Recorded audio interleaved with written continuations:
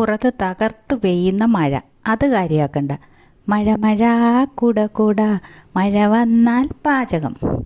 ഇന്ന് ഞാൻ കൂട്ടുകാർക്കായി പുതിയൊരു പാചകത്തിൻ്റെ കഥ പറഞ്ഞുതരാം. ഇന്ന് നമ്മുടെ നാട്ടിൽ സുലഭമായി കണ്ടുവരുന്ന മത്തങ്ങയുടെ വർഗ്ഗത്തിൽപ്പെടുന്ന ബട്ടർനട്ട് സ്ക്വാഷ് എന്ന വെജിറ്റബിൾ ഉപയോഗിച്ചുണ്ടാക്കുന്ന ഒരു എരിശ്ശേരിയുടെ റെസിപ്പിയാണിത്. ചോറിൻ്റെയും ചപ്പാത്തിയുടെയും കൂടെ കഴിക്കാൻ പറ്റുന്ന നല്ലൊരു റെസിപ്പിയാണിത്.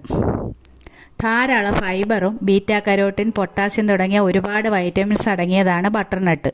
ക്യാൻസറിനെ തടയാൻ വരെ ഇതിന് കഴിവുണ്ടെന്ന് പറയപ്പെടുന്നുണ്ട്. ഹരിപ്പാട് ഡാണാപ്പടിയിലുള്ള പ്രകൃതി ജൈവ കലവറയിൽ നിന്നും ആണ് ബട്ടർനട്ട് ഞാൻ വാങ്ങിയത്. ഇപ്പോൾ എല്ലാ ഷോപ്പുകളിലും അവൈലബിൾ ആണ്. ഇവിടെ എൻ്റെ വീട്ടിലുണ്ടായിരുന്നപ്പോൾ ഞാനൊരു വീഡിയോ യൂട്യൂബിലിട്ടിരുന്നു. Link description ബോക്സിലുണ്ട്.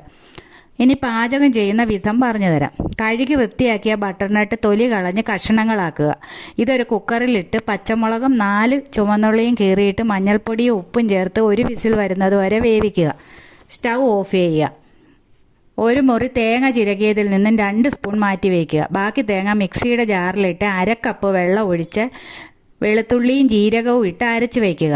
എന്നിട്ട് വെന്ത കഷ്ണങ്ങൾ തവി കൊണ്ട് ഉടച്ച് അരപ്പ് കൂടി ചേർത്ത് തവി കൊണ്ട് നന്നായി ഇളക്കി സ്റ്റൗവിൽ വെച്ച് തീ കത്തിച്ച് ചെറുതായി തിള വന്നു തുടങ്ങുമ്പോൾ ഓഫ് ചെയ്യുക.